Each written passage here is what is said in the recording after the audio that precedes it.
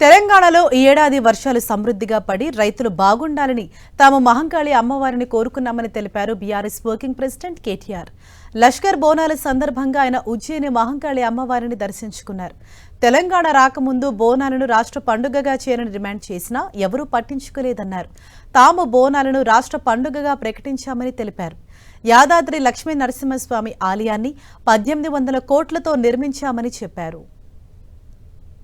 మా తల్లిని అందరం కూడా సమిష్టిగా మొక్కుకున్నది ఒకటే, రాష్ట్రంలో వర్షాలు బాగుపడాలి, రాష్ట్రం కలకల్లాడుతూ ఉండాలి, రైతు ముఖ్యంగా సంతోషంగా ఉండాలి, రాష్ట్రం పచ్చగా ఉండాలి, శాంతి భద్రతలు సరిగ్గా ఉండాలి.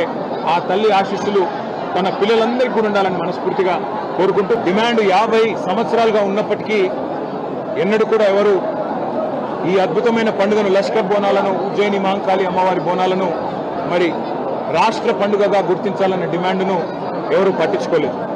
కానీ పెద్దలు కేసీఆర్ గారి నాయకత్వంలో ఆ రోజు మా తలసాని శ్రీనివాస్ యాదవ్ గారు, అదేవిధంగా మా హైదరాబాద్ నగరానికి సంబంధించిన శాసనసభ్యులు, అదేవిధంగా నాయకులు అందరూ కూడా వచ్చి ఇది తప్పకుండా మనం చేయాల్సిన పని అంటే కేసీఆర్ గారు చెప్పిన మాట ఒకటే, మనం తెలంగాణ సాధించిందే ఆ తల్లి ఆశీస్సులతో. అందుకే ఆ తల్లికి ఒక బంగారు బోనం కూడా సమర్పిద్దాం రాష్ట్ర ప్రభుత్వం తరఫున. దాంతోపాటు అత్యద్భుతంగా అధికారిక లాంఛనాలతో అధికారికంగానే మొత్తంగా మరి రాష్ట్ర పండుగగా ఈ కార్యక్రమాన్ని చేస్తామని చెప్పాము, చేసి చూపెట్టాము. యాదాద్రి లక్ష్మీ నరసింహస్వామి దేవాలయాన్ని 1800 కోట్ల రూపాయలతో రాష్ట్ర బడ్జెట్ నుండి డబ్బులు కేటాయించి అత్యద్భుతంగా నిర్మించిన నాయకుడు కేసీఆర్ గారు.